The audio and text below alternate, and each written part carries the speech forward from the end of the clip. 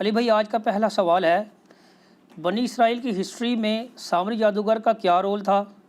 ہم نے سنا ہے کہ اس نے ایک ایسا میٹل کا مجسمہ تیار کیا تھا جس میں سے آواز بھی آتی تھی، اور بنی اسرائیل میں 70,000 لوگوں نے اسے خدا سمجھ کر اس کی پوجا کرنی شروع کر دی، اور پھر انہی اسرائیلیوں کو اس کفر کے سبب قتل مردد کی سزا کے تحت قتل کر دیا گیا۔ پلیز اس واقعہ کی مکمل تفصیلات قرآن حکیم سے بیان کر دیں۔ دیکھیں، یہ جو سامری کے بارے میں ایک متھ مشہور ہے نا کہ وہ کوئی جادوگر تھا۔ جادوگر نہیں تھا وہ، نہ اس نے کہیں کلیم کیا کہ میں جادوگر ہوں۔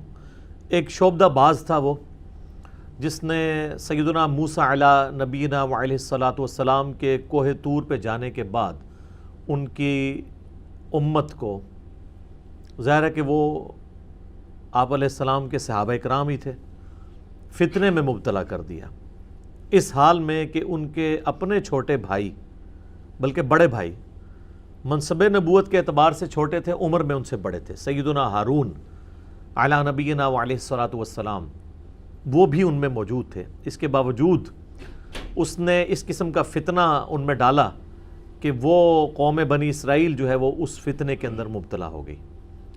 آپ کو یہ پتہ ہے سورۃ البقرہ کے سٹارٹ ہی میں شروع کے 4 رکوع تو پورے قرآن کی دعوت کا خلاصہ ہیں، اس کے بعد 5ویں رکوع سے لے کے آن ورڈ مسلسل 9 رکوع جو ہیں وہ بنی اسرائیل کی ہسٹری ہے، کہ کس طریقے سے بنی اسرائیل کے اندر خصوصاً سیدنا موسیٰ علیہ نبینا علیہ الصلاۃ والسلام کی جو مبارک زندگی میں اہم ترین واقعات ہیں ان کو اللہ تعالیٰ نے اجمالاً کور کیا ہے۔ پھر ان کی ڈیٹیلز جو ہیں وہ آگے چل کے سورۃ الاعراف کے اندر آئیں، سورہ طٰہٰ کے اندر، سورہ قصص کے اندر، اور کئی صورتوں میں، لیکن ٹاپ آف دا لسٹ جن میں یہ ڈیٹیلز آئی ہیں وہ سورۃ الاعراف ہے، سورہ طٰہٰ ہے، سورہ قصص ہے۔ سورہ طٰہٰ تو آلموسٹ آپ سمجھ لیں کہ اس کا اسلوب وہی ہے جس طرح کہ سورہ یوسف کا ہے۔ قرآن حکیم میں سورہ یوسف ایک یونیک صورت ہے اس اعتبار سے کہ ایک ہی پیغمبر کی بائیوگرافی ہے۔ اس سے ملتی جلتی اگر کوئی اور صورت ہے قرآن میں تو وہ ایک ہی ہے، وہ سورہ طٰہٰ ہے، جس میں سیدنا موسیٰ علیہ السلام کی بائیوگرافی آئی ہے، لیکن سارے واقعات ظاہر اس میں بھی کور نہیں ہیں، وہ سکیٹرڈ فارم میں ہیں۔ سورۃ البقرہ میں ذکر آیا، سورۃ الاعراف کے اندر ذکر آیا، سورہ طٰہٰ میں، سورہ قصص میں، سورہ الشعراء میں، اس کے علاوہ بھی کئی ایک صورتوں میں۔ موسیٰ علیہ السلام کا تو سب سے زیادہ قرآن حکیم میں ایز اے پیغمبر جو ہے وہ نام مبارک بھی آیا اور سب سے زیادہ تذکرہ بھی ان کا۔ اس کے پیچھے حکمت کیا ہے، اس پہ پچھلے دنوں میری ایک ویڈیو ریکارڈ ہوئی ہے کہ موسیٰ علیہ السلام کا سب سے زیادہ ذکر خیر کیوں ہے، لیکن آفٹر پروفٹ محمد صلی اللہ علیہ وآلہ وسلم ہے۔ ان کا نام زیادہ ہے لیکن تذکرہ نبی صلی اللہ علیہ وآلہ وسلم کا زیادہ ہے، کیونکہ آپ سیکنڈ پرسن کے طور پہ سامنے موجود تھے، اس لیے بار بار اس کا نام نہیں لیا جاتا جو سامنے موجود ہے۔ تو یہ جو سامری کا واقعہ ہے یہ سورہ طٰہٰ کے اندر ڈیٹیل کے ساتھ آیا ہے۔ قرآن حکیم کا یہ جو پورشن ہے اس کی ہم آیات کور کر لیتے ہیں۔ پارہ نمبر 16 کے اندر جا کے یہ سورہ طٰہٰ آتی ہے، سورت نمبر ہے 20، اس میں آیت نمبر ہے 83 سے لے کے 98 تک، اس میں یہ پورا واقعہ ہے۔ اس کو جلدی جلدی ہم کور کر لیتے ہیں تاکہ سمجھ آ جائے کہ یہ واقعہ ہوا کیا تھا۔ سورۃ البقرہ میں تو اس کا اجمالاً ذکر ہے، صرف اتنا کہ یہ جو لوگ مرتد ہوئے تھے جنہوں نے بچھڑے کو رب مان لیا تھا، ان کی سزا اللہ تعالیٰ نے یہ مقرر کی تھی کہ ان کو قتل کیا جائے گا۔ تورات میں اس کا ذکر ملتا ہے کہ یہ 3000 کے قریب لوگ تھے۔ اب ظاہر ہے وہ ٹیمپرڈ فارم میں ہے، بعض اسرائیلی روایتوں میں 70,000 ہے، بعض یہ ہزاروں کی تعداد میں تھے جو ایک دن میں قتل کیے گئے تھے، اور ہر قبیلے والے کو کہا گیا تھا کہ وہ اپنے قبیلے کے اس بندے کو قتل کرے جس نے یہ کفر کیا ہے۔ بلکہ سورۃ البقرہ میں آیا کہ تمہارے رب کے حضور تمہاری توبہ کا طریقہ ہی یہ ہے کہ تم اپنوں کو قتل کرو، ہر قبیلے والے اپنے اپنے قبیلے والے ان لوگوں کو قتل کریں جو مرتد ہو گئے تھے۔ دوسروں سے کرواتے تو پھر وہ قبائلی تعصب جنم لے لیتا، چونکہ 12 قبائل تھے، اور اس میں الفاظ ہیں کہ تم اپنوں کو قتل کرو، تو وہ اپنوں جو ہے وہ با محاورہ بات ہو رہی ہے کہ اپنے قریبی لوگوں کو خود قتل کرو۔ بعض نے کہا کہ اپنوں سے مراد ہے کہ خود اپنے آپ کو قتل کرو، وہ کہتے ہیں جی انہوں نے زمین میں تلواریں گاڑ لیں اور اس کے اوپر اپنے آپ کو گرا لیا، تو یہ ایک دور کی بات ہے، اس طریقے سے اپنے آپ کو قتل کرنا ایک مشکل کام ہے، تو وہ اپنوں کو قتل کرو، مراد یہ کہ اپنے قبیلے کے لوگوں کو قتل کرو۔ تو یہ قتل مرتد کی سزا تھی، اور اس میں الفاظ ہیں سورۃ البقرہ میں کہ یہ تمہارے رب کے حضور تمہاری توبہ کا ذریعہ ہے۔ باقی ڈیٹیل واقعہ کہ یہ کیوں ہوا تھا سورۃ الاعراف میں بھی ذکر ہے، لیکن جس شان کے ساتھ سورہ طٰہٰ میں آیا نا اور کسی صورت میں نہیں۔ آیت نمبر 83 سے اعوذ باللہ من الشیطان الرجیم وَمَا أَعْجَلَكَ عَنْ قَوْمِكَ يَا مُوسَى، اے موسیٰ تجھے کس چیز نے عجلت میں ڈالا کہ تو اپنی قوم کو چھوڑ کر میرے پاس آ گیا۔ اس میں بھی آگے آئے گا، سورۃ الاعراف میں بھی آیا کہ اللہ تعالیٰ نے ان سے وعدہ کیا تھا 30 دن کا کوہ طور پہ ملاقات کا، یعنی ان کی آپ سمجھ لیں وہاں پہ پوری ٹریننگ ہونی تھی، اور یہ واقعہ ہے جب وہ بنی اسرائیل کو لے کر نکلے ہیں اور وہ سمندری جھیل عبور کی ہے، وہ کئی ایک جھیلیں تھیں جن کو اب جوڑ کے نہر سوئز بنا دی گئی ہے، اور اس کے بعد یعنی بنی اسرائیل جو ہے وہ فرعون سے نجات پا چکے ہیں اور وہ شام کی طرف جا رہے ہیں، اور راستے میں کوہ طور پہ یہ معاملہ ہوا کہ اللہ تعالیٰ نے انہیں بلایا اپنے پاس 30 دن کے لیے، پھر بعد میں بڑھا کے اسے 40 دن کر دیے۔ اسی سے وہ تبلیغی جماعت والوں نے بھی چلہ نکالا ہے نا کہ حضرت موسیٰ علیہ السلام کا بھی، پر او چلہ اور تھے اے چلہ اور، ٹھیک ہے جی، اس لیے کہ وہاں پہ تو کتاب اللہ سکھائی جا رہی ہے، یہاں علماء کی کتابیں سکھائی جاتی ہیں۔ تو حضرت موسیٰ علیہ السلام کے ساتھ جو وقت مقررہ طے ہوا تھا نا، حضرت موسیٰ علیہ السلام ظاہر ہے اللہ کے ساتھ اپائنٹمنٹ ہو، وہ تو ایک ایک لمحہ ان کا کس درد میں اور کرب میں گزرا ہوگا، تو موسیٰ علیہ السلام وقت سے پہلے ہی چلے گئے وہاں پہ کوہ طور پہ۔ لیکن اللہ تعالیٰ تو آپ کو پتہ ہے اپنے معاملہ، اللہ کا تو کوئی رشتہ دار نہیں ہے، جو ہم بار بار بات کرتے ہیں، حتیٰ کہ سورہ یونس میں ہے کہ اللہ تعالیٰ فرماتا ہے یہ کبھی ہوا ہی نہیں ہے کہ ہم کسی قوم کے لیے عذاب کا فیصلہ کر دیں اور وہ عذاب اس سے ٹل جائے سوائے قوم یونس کے، اور وہ اس لیے کہ یونس علیہ السلام نے اللہ تعالیٰ کی وحی کا انتظار کیے بغیر اپنا وہ علاقہ چھوڑ دیا تھا۔ تو یہ جو یونس علیہ السلام کی اجتہادی خطا تھی، اس ڈیبٹ کو اللہ تعالیٰ نے ان کی قوم کے لیے کریڈٹ بنا دیا کہ عذاب کے آثار نمایاں ہو گئے، لیکن چونکہ یونس علیہ السلام پہ وحی نہیں آئی تھی تو وہ آیا وہ عذاب ٹل گیا، حالانکہ اللہ تعالیٰ ماتا ہے نہ اس سے پہلے نہ اس کے بعد کبھی نہیں ہوا کہ عذاب ٹلے، چونکہ پیغمبر نے اجتہادی خطا کی اس کا بینیفٹ ان کی امت کو مل گیا۔ لیکن موسیٰ علیہ السلام کے کیس میں پیغمبر نے اپنے حق میں بہتری چاہی کہ میں اپنے رب کے پاس پہلے چلا جاؤں، تو اس ڈیبٹ، اس کریڈٹ کا جو ڈیبٹ ہے وہ اس اعتبار سے امت کے اوپر پڑ گیا، ان کے اوپر خود بھی اس اعتبار سے کہ ان کے لیے تو ٹینشن تھی نا کہ ان کی قوم گمراہ ہوئی ہے۔ تو یہ وہ الفاظ ہیں وَمَا أَعْجَلَكَ عَنْ قَوْمِكَ يَا مُوسَى، اے موسیٰ تجھے کس چیز نے اجرت میں ڈال دیا تیری قوم کے بارے میں، قَالَ هُمْ أُولَٰئِ عَلَىٰ أَثَرِي وَأَعْجِلْتُ إِلَيْكَ رَبِّي لِتَرْضَىٰ، انہوں نے کہا کہ اے اللہ میری قوم میرے پیچھے نقش قدم پہ چلتی آ رہی ہے، وہ بھی میرے تک آ پہنچے گی، اور میں نے یہ جو اجرت اختیار کی تو اے میرے رب تیری رضا چاہنے کو، میں تو جلدی تیرے پاس آنا چاہتا تھا۔ اور آپ کو پتہ ہے اسی موقع پہ، یہاں تو نہیں ہے، سورۃ الاعراف میں ہے کہ انہوں نے اللہ تعالیٰ کی زیارت کی بھی تمنا کر دی تھی کہ اللہ میں تجھے دیکھنا چاہتا ہوں، تو اللہ تعالیٰ نے فرمایا کہ اس پہاڑ کی طرف، کوہ طور کی طرف دیکھ، اگر یہ قائم رہتا ہے نا پھر تو سوچنا تو مجھے دیکھ سکے گا، اور وہ پہاڑ جو ہے وہ ریزہ ریزہ ہو گیا اللہ تعالیٰ کی تجلی کی وجہ سے، اور اس کے انڈائریکٹ مشاہدے کی وجہ سے موسیٰ علیہ السلام بے ہوش ہو گئے۔ یہاں پہ وہ واقعہ سکپ ہے، لیکن وہ اسی 40 والا جو 40 دن کا چلہ آپ اسے کہہ لیں، اس کے اندر ہی یہ ہوا تھا۔ قَالَ فَإِنَّا قَدْ فَتَنَّا قَوْمَكَ مِن بَعْدِكَ وَأَضَلَّهُمُ السَّامِرِي، تو پھر اللہ تعالیٰ نے فرمایا کہ بے شک ہم نے تیرے بعد تیری قوم کو فتنے میں ڈال دیا، آزمائش کے اندر، اور انہیں سامری نے گمراہ کر دیا ہے۔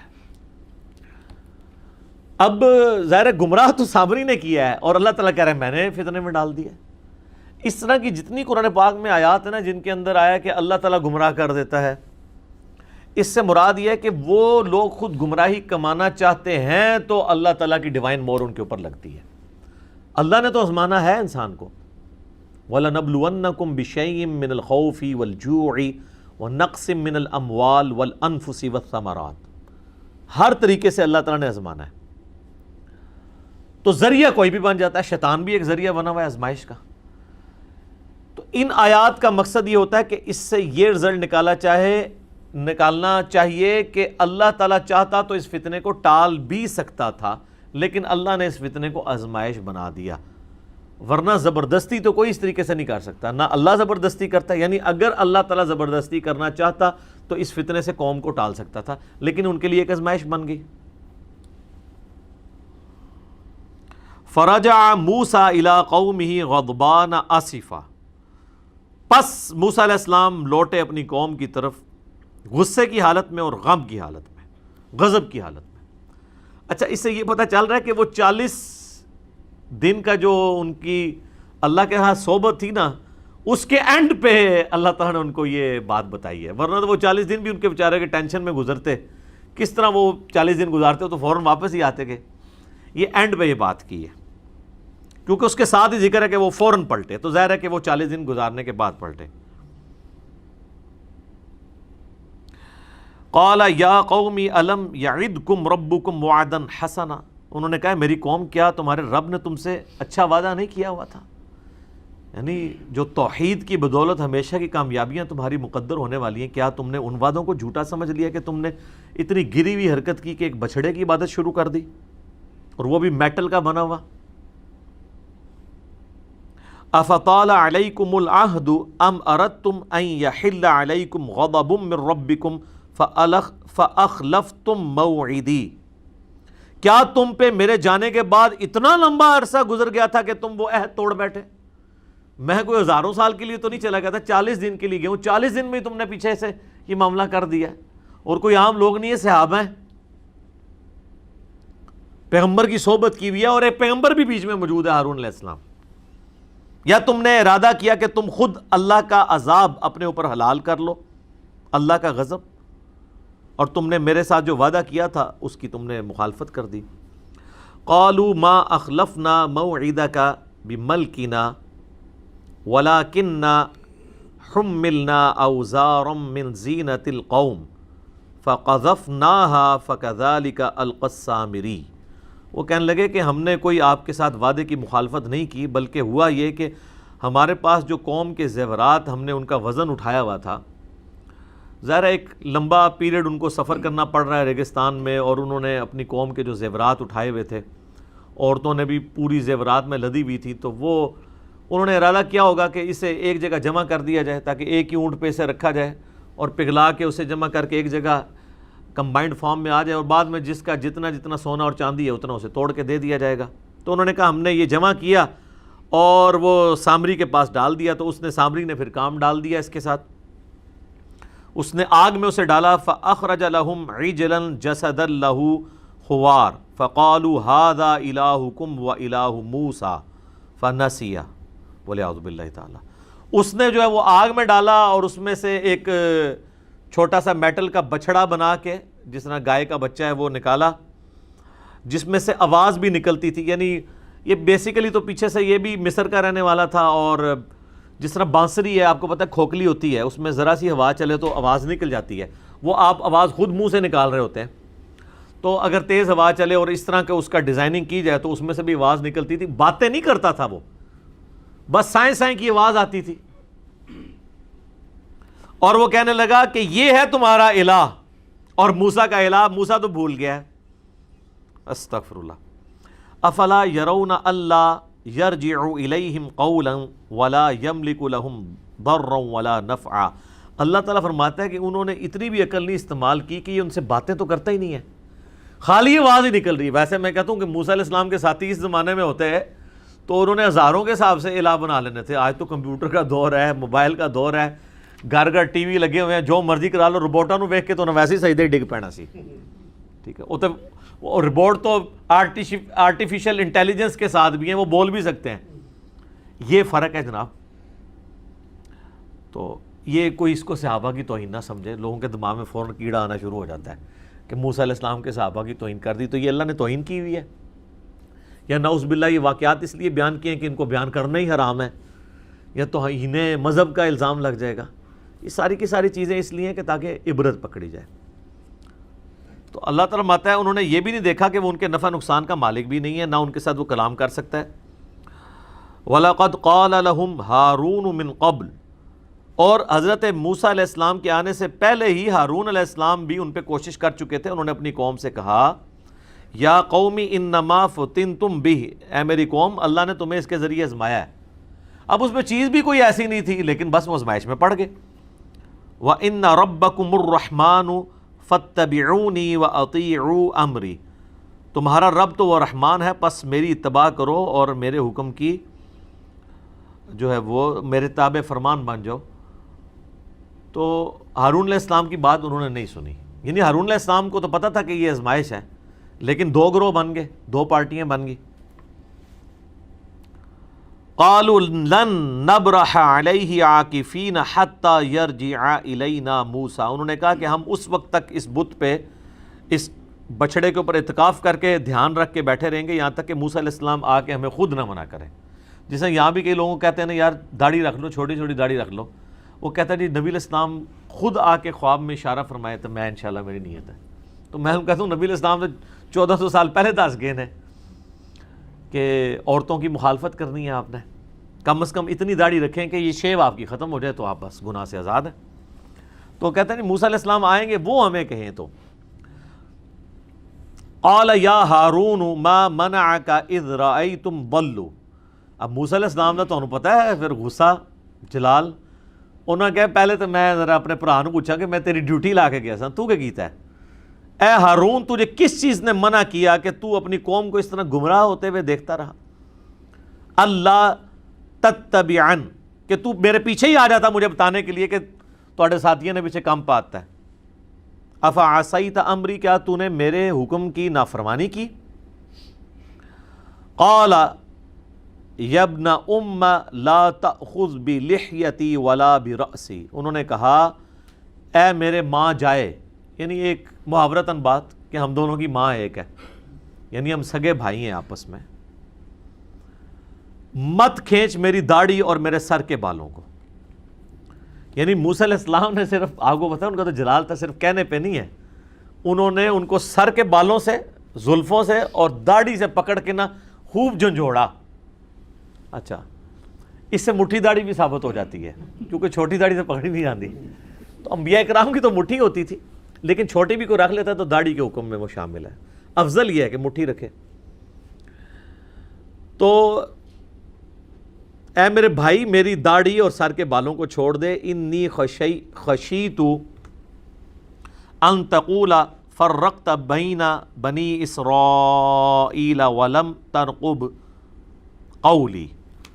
انہوں نے کہا کہ مجھے یہ ڈر ہوا کہ تو مجھے یہ نہ کہہ دے کہ تو نے جو ہے وہ میرے جانے کے بعد بنی اسرائیل میں تفرقہ بازی ڈال دی ہے, اور میرے جو تمہارے ذمہ میں ڈیوٹی کر کے گیا تھا تم نے وہ ڈیوٹی نہیں پوری کی. کہ ان کو یہ بھی خطرہ تھا کہ میں اگر نکل جاتا ہوں پیچھے حالات مزید نہ خراب ہو جائیں, تو میری موجودگی سے کم از کم میرے حامی جو ہیں وہ تو ایٹ لیسٹ اس کام سے رکے رہیں گے نا. تو موسیٰ علیہ السلام یہ اجتہاد کر رہے تھے کہ تمہیں مجھے آگے بتانا چاہیے تھا, ان کا اجتہاد یہ تھا کہ میں نکل جاتا آپ کو بتاتا اور پیچھے سے کام خراب ہو جاتا تو آپ نے پھر مجھے کہنا تھا کہ تو ادھر سے نکل کیوں آیا, تو اتھے ہی رہنا سی, میں آ ہی جانا سی, میں 40 دن واسطے گیا تھا.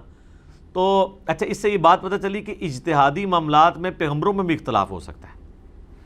یہ اجتہاد ہوتا ہے جس میں آپ دو رائے رکھ سکتے ہیں. قال فما خطبک یا سامری, اب موسیٰ علیہ السلام جو ہے نا اصل مجرم کی طرف ہوئے کہ ہاں بھی سامری تو سنا بھائی تو ایک کم پایا.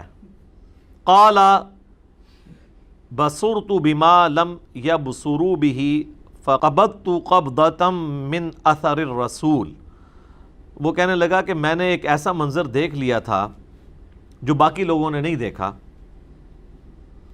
کہ میں نے جو رسول فرشتہ یا موسیٰ علیہ السلام خود ہی جا رہے تھے, شاید جبرائیل علیہ السلام ساتھ ہوں, یعنی یہ اس کی سٹوری ہے. اس پہ بھی اب علماء کا اختلاف ہے. کئی علماء کا موقف یہ ہے کہ یہ اس نے ایک فرضی سٹوری بتائی ہے اپنے اس کو چھپانے کے لیے, کیونکہ جو آواز نکل رہی تھی وہ تو ہوا سے نکل جاتی ہے, یہ نہیں ہے کہ اس سے کچھ ہوا. بعض کہتے ہیں نہیں فزیکلی ہو سکتا ہے کہ اللہ تعالیٰ نے اس قوم کو فتنے میں ڈالنا تھا تو جبرائیل علیہ السلام کے گھوڑے کے جو جہاں جہاں پاؤں لگ رہے تھے وہاں کے اس نے کوئی مٹی اس میں سے اٹھا لی. فَنَبَذْتُهَا وَكَذَلِكَ سَوَّلَتْ لِي نَفْسِي, تو بس اس نے اس میں اس کو ڈال دیا. وہ کہتا ہے یہ میرے جی نے مجھے یہی پٹی پڑھائی تھی. قَالَ فَاذْهَبْ فَإِنَّ لَكَ فِي الْحَيَاةِ أَن تَقُولَ لَا مِسَاس. تو موسیٰ علیہ السلام نے اسے بددعا دی کہ نکل جا, دفع ہو جا ادھر سے. اب پوری زندگی یہ تیری سزا ہے کہ تو لوگوں سے یہ کہے کہ مجھے کوئی نہ چھوئے. اس کو اللہ تعالیٰ نے ایک بیماری لگا دی. بعض کہتے ہیں جزام کی بیماری تھی, اور ایسا جزام لگا, کوڑ کا مرض ہوا کہ اگر اس کو کوئی ہاتھ ٹچ کرتا تھا نا تو اس کو بھی تیز بخار ہوتا تھا, اور جو ہاتھ لگاتا تھا اس کو بھی تیز بخار, یعنی اسے بھی اس اذیت سے گزرنا پڑتا تھا. تو ہر وقت اس کی زبان پہ یہ ہوتا تھا مجھے کوئی ہاتھ نہ لگائے, مجھے کوئی ہاتھ نہ لگائے. یعنی اس کے ہاتھوں نے جو غلط کام کیا تو اللہ تعالیٰ نے اسے یہ سزا اس پہ مسلط کر دی پوری زندگی کے لیے. وَإِنَّ لَكَ مَوْعِدًا لَن تُخْلَفَهُ وَانظُرْ إِلَىٰ إِلَٰهِكَ الَّذِي ظَلْتَ عَلَيْهِ عَاكِفًا. اور ان کا کہ بے شک تیرے ساتھ جو وعدہ ہے نا اس کی کوئی خلاف ورزی نہیں ہوگی, دنیا میں بھی عذاب, آخرت کا بھی عذاب ابھی تیرا باقی ہے. اور اب دیکھ کہ میں تیرے بنائے ہوئے اس جھوٹے الہ کے ساتھ کیا کرتا ہوں جس کے اوپر تم لوگ اعتکاف کر کے بیٹھے ہوئے تھے. لَنُحَرِّقَنَّهُ ثُمَّ لَنَنْسِفَنَّهُ فِي الْيَمِّ نَسْفًا. میں اس کو آگ لگاؤں گا اور اس کی راکھ جو ہے سمندروں میں, خشکیوں میں بکھیر دوں گا. یعنی وہ جو بچڑا بنایا ہوا تھا اس کو وہ ختم ہی کر دیا, وہ زیور بھی ان سے جاتے رہے. ظاہر ہے یہی کچھ ہی ہونا چاہیے تھا جو کچھ انہوں نے کیا. انما الہکم اللہ الذی لا الہ الا ہو. تمہارا الہ تو نہیں ہے مگر وہی ایک اللہ, صرف وہ ایک اللہ جس کے سوا کوئی معبود نہیں ہے. وسع کل شیء علما, اور اللہ تعالیٰ نے اللہ یعنی وہ ہستی ہے جس کے علم کی وسعت نے ہر چیز کو گھیرا ہوا ہے. کذالک نقص علیک من انباء ما قد سبق. اے نبی علیہ السلام اس طریقے سے ہم آپ کے اوپر وہ واقعات بیان کر رہے ہیں جو آپ سے پہلے گزر چکے ہیں. وقد آتیناک من لدنا ذکرا, اور بے شک ہم نے آپ کو اپنی طرف سے ایک نصیحت والی چیز یعنی قرآن عطا فرمایا. یعنی یہ نبی علیہ السلام کے نبی ہونے کی دلیل ہے کہ آپ علیہ السلام کی پیدائش سے 1400 سال پہلے کا یہ واقعہ ہے. حضرت موسیٰ علیہ السلام کا یہ جو پورا واقعہ ہے, اور وہ نبی علیہ السلام جنہوں نے کوئی دنیاوی تعلیم حاصل نہیں کی ہوئی, اس کے باوجود ان واقعات کو ٹائنیز ڈیٹیل تک ایکوریسی کے ساتھ بیان کر رہے ہیں. یہ نبی علیہ السلام کے نبی ہونے کی دلیل ہے. باقی اس کا ایک پہلو ہے کہ یہ تو قرآنک ورژن ہے اس واقعے کا. ایک اس کا ورژن ہے جو تورات اولڈ ٹیسٹمنٹ میں موجود ہے, وہ مختلف ہے. اس میں تو معاذ اللہ انہوں نے حضرت ہارون علیہ السلام کے اوپر الزام لگایا کہ انہوں نے یہ بچڑا بنا دیا تھا. جی ہاں, پھر اس میں کنٹراڈکشن بھی ہے. اس میں آپ اگر مولانا مودودی رحمہ اللہ تعالیٰ کی جو تفسیر ہے تفہیم القرآن وہ آپ پڑھیں, انہوں نے دونوں کو کمپیئر کروا کے بتایا کہ کس طریقے سے تورات کے اندر یہ ٹیمپر کیا گیا, اور تورات میں آنے والے اس واقعے میں خود اتنا کنٹراڈکشن پایا جاتا ہے کہ وہ خود ایک طرح کا واقعہ بیان نہیں کرتا. اور انہوں نے بتایا کہ اگر یہ بات ہوتی تو ہارون علیہ السلام کو سب سے پہلے سزا دی جاتی, کیونکہ قتل مرتد کی سزا اگر ان لوگوں کو ہو رہی ہے تو جس نے بنایا تھا تو اس کو سزا نہیں ہوئی. رہا یہ کہنا کہ اس کو سزا قتل مرتد کی کیوں نہیں ہوئی, قتل مرتد کی سزا اگر سامری کو ہوتی تو وہ ایک دفعہ مارا جاتا نا, یہ تو پوری زندگی کے لیے اس کو کوڑ کے مرض میں اور اس عذاب میں مبتلا کر دیا, پھر یہ جنگلوں میں نکل گیا, بڑی ذلت کی موت ہوئی. تلوار مار دی جاتی تو ایک دفعہ ہی جان چھوٹ جاتی, تو اس کو اس سے بڑا عذاب ڈالا گیا. پھر بعض اوقات جو اسرائیلی علماء ہیں یہودی وہ کہتے ہیں نہیں یہ ہارون کا جو نام آیا نا تورات کے اندر, اس سے مراد یہ والا ہارون نہیں ہے, وہ سامری کا لقب سامری تھا, اس کا نام بھی ہارون تھا. اس طرح کی ایک تعویلات وہ بھی کرتے ہیں. الٹیمیٹلی اس طریقے سے بنی اسرائیل کے جو واقعات ہیں جو قرآن میں آئے اور تورات میں بعض پورشن تو من ون اسی طریقے سے موجود ہیں, بعض میں کنٹراڈکشن ہے. اور یہ کنٹراڈکشن جو ہے یہ اس اختلاف کو اس امت میں اگر کسی نے ریزالو کیا نا وہ مولانا مودودی ہیں. اس سے پہلے جتنی بھی آپ قرآن کی تفسیر ابن جریر طبری کی دیکھ لیں, ابن کثیر کی دیکھ لیں, ان لوگوں نے تو اتنی زحمت ہی گوارا نہیں کی ہے کہ وہ اولڈ ٹیسٹمنٹ کو کھول کے اسرائیلی روایتوں کو دیکھ کے اور ان ساری روایتوں کو نقل کر کے من ون اور قرآن سے ان کا کمپیریزن کروائیں. میں نے پہلے بھی کئی دفعہ بتایا, ہمیں امریکہ سے کال آئی ہماری اکیڈمی میں, وہ کہنے لگے کہ جی ہمارے بچے اب جوانی کی عمر کو پہنچ رہے ہیں اور قرآن میں جگہ جگہ تورات کے واقعات آتے ہیں, اور ایون یہاں تک کہا جاتا ہے کہ بنی اسرائیل سے پوچھ لو. وہ کہتے ہیں جی قرآن کے واقعات پھر آج کی تورات میں ہونے چاہیے، اگر ہیں تو وہ کدھر ہیں؟ تو ہم ان کو کیا بتائیں؟ تو میں ان کو یہی کہتا ہوں تفہیم القرآن پڑھیں، ابن کثیر میں تو آپ کو نہیں ملنا۔ یہ تفہیم القرآن کی جو ویلیو ایڈیشن ہے نا قرآن کی تفسیر میں، یہ پوری امت سے انہیں ممتاز کر دیتی ہے۔ حالانکہ یہ کام ابن کثیر کو بھی کرنا چاہیے تھا، اتنی موٹی تفسیر لکھ دی ابن جریر طبری نے، اس سے بھی بڑی لکھ دی اس سے پہلے، لیکن یہ ایک مسنگ چیزیں تھیں۔ جو قرآن کی تفسیر آپ لکھنے جا رہے ہیں تو پھر ان چیزوں کو ایڈریس کریں نا، تاکہ غیر مسلموں کے سامنے ہم اپنا مقدمہ پیش کر سکیں اور ان کے اعتراضات کا جواب۔ مودودی صاحب کیا کرتے ہیں کہ قرآن میں جو واقعات آئے بنی اسرائیل کے، چاہے یوسف علیہ السلام کے واقعات ہوں، موسیٰ علیہ السلام کے واقعات ہوں، ان سارے واقعات میں کہاں کہاں قرآن غلطی نہیں کھاتا اور تورات میں وہ کنٹراڈکشن کی وجہ سے غلطی ہیں وہ ہائی لائٹ کرتے ہیں۔ اور اس کی وجہ سے کم از کم جو یہود و نصارہ کے علماء کا اعتراض ہے کہ قرآن نبی علیہ السلام نے تورات اور انجیل سے چوری کر کے عربی میں لکھا ہے، یہ اسی واقعات کو اس نے عربی میں لکھ دیا، یہ اس کی خود لکھی ہوئی تصنیف ہے، یہ اللہ کی طرف سے نازل نہیں ہوئی ہے، اس کا منہ توڑ جواب اگر کسی نے دیا ہے نا تو مولانا مودودی ہیں کہ اگر یہ چیزیں ہیں تو جو چیزیں خلاف عقل بھی تورات کے اندر آئی ہیں، اگر کوئی ڈیٹو کاپی وہ مارنے والا کوئی بندہ انسان ہوتا تو وہ غلطیاں بھی نقل کرتا نا اس طریقے سے، وہ تو بالکل مختلف بات کر دیتا ہے، بالکل ایک طرح کی بات چل رہی ہوتی ہے، اچانک قرآن کا ورژن کچھ اور آ جاتا ہے اور تورات کا اور آ جاتا ہے، پھر آگے چل کے پھر سیم ہو جاتا ہے۔ تو وہ غلطیاں کیوں نہیں کاپی کرتا؟ اتنا سمجھدار بندہ کون ہے کہ اس نے اتنے واقعات وہاں سے نعوذ باللہ چوری کی ہیں اور کہیں بھی غلطی نہیں کھاتا، اور آپ کے پاس جو کچھ ہے وہ غلطیوں سے بھرپور ہے، جس میں عصمت انبیاء بھی سٹیک پہ لگ جاتی ہے۔ بسا اوقات انتہائی بےہودہ قسم کے واقعات موجود ہیں۔ لوط علیہ السلام کی 2 بیٹیوں کے ساتھ لوط علیہ السلام کا معاذ اللہ جو ہے وہ نعوذ باللہ من ذالک نقل کفر نباشد زنا کا لکھا ہے کہ اس طریقے سے آگے نسل چلی۔ اس قسم کے حضرت داؤد علیہ السلام کے اوپر یعنی ان کی صحابی کی بیوی کا سکینڈل نعوذ باللہ جو کشف المحجوب میں بھی بعد میں نقل ہوا، تو یہ تورات کے اندر موجود ہے۔ اس طرح کی غلطیاں آپ کو قرآن میں نظر نہیں آئیں گی۔ لہٰذا میں یہ ریکویسٹ کروں گا کہ قرآن کے جو واقعات ہیں نا جی، جتنے قرآن میں آئے ہیں یا صحیح الاسناد احادیث میں اس کی سپورٹ میں، بس اتنا پڑھا کریں۔ باقی کہیں پہ کوئی اسرائیلی روایت آتی بھی ہے نا، تو اب ابن کثیر نے بھی کئی ایک اسرائیلی روایات اس کے تحت نقل کی ہیں۔ بلعام بن باورا کے بارے میں میرا کلپ ریکارڈ ہوا، اس میں بھی انہوں نے کچھ کی ہیں، اس میں بڑے بےہودہ واقعات بھی پھر آ جاتے ہیں، اور بےہودہ واقعات آتے ہیں جن کی کوئی اصل نہیں ہے، وہ کوئی تفسیر کر کے کوئی خدمت نہیں ہے، بہتر ہے کہ ان کو سکپ کیا جائے۔ قرآن کی وہ تفسیر نہیں ہے، بلکہ وہ آپ کہہ لیں کہ قرآن کی تفسیر کرنے کے لیے ایک کوئی ضرورت سے زیادہ واقعات لکھتی ہیں جن کی کوئی ضرورت نہیں تھی۔ قرآن کا مقصد ہے تذکیر، نصیحت، وہ ان واقعات سے آپ کو نصیحت مل جاتی ہے، اور وہ نصیحت یہ ملتی ہے کہ شرک اتنی بڑی بیماری ہے کہ وقت کا پیغمبر موجود ہو، زندہ ہو، اس کے باوجود شیطان کسی نہ کسی طریقے سے امت میں شرک داخل کرنے کی کوشش کرتا ہے۔ تو اس امت کو بھی محتاط رہنا چاہیے۔ ادھر کہانی کرائی شرک ختم ہو گیا، شرک ختم ہو گیا، وہ تو میں نے پورا ان کا پوسٹ مارٹم کیا ہے۔ یوٹیوب پہ ایک میرا کلپ ہے وسیلے کے نام پر دھوکہ، اس کے اینڈ پہ میں نے اس ٹاپک کو بھی ایڈریس کیا ہے۔ اس سے پہلے بھی آپ یوٹیوب پہ ویسے لکھیں نا کیا شرک اس امت میں ختم ہو چکا ہے، تو کئی کلپ میرے کھل جائیں گے۔ اس کانٹیکسٹ میں بڑی ناانصافی اگر میں وہ حدیث بیان نہ کروں جو صحیح بخاری اور صحیح مسلم دونوں میں موجود ہے۔ نبی علیہ السلام نے فرمایا تم بھی اگلے لوگوں کے نقش قدم پر چل پڑو گے، قدم با قدم، بالشت بر بالشت، حتیٰ کہ اگلے لوگوں میں سے کوئی گوہ کے سوراخ میں داخل ہوا تو تم بھی یہی کام کرو گے۔ صحابہ کرام نے پوچھا یہ اگلے لوگوں سے مراد کیا یہود و نصارہ ہیں؟ آپ نے فرمایا اگر وہ مراد نہیں تو کون سے لوگ مراد ہیں؟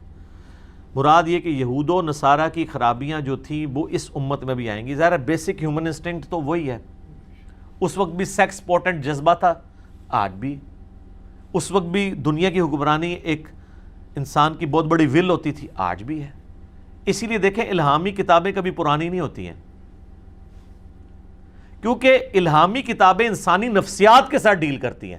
انسانی نفسیات کبھی پرانی نہیں ہوگی، ٹیکنالوجی پرانی ہو سکتی ہے، انسانی نفسیات تو وہی ہے۔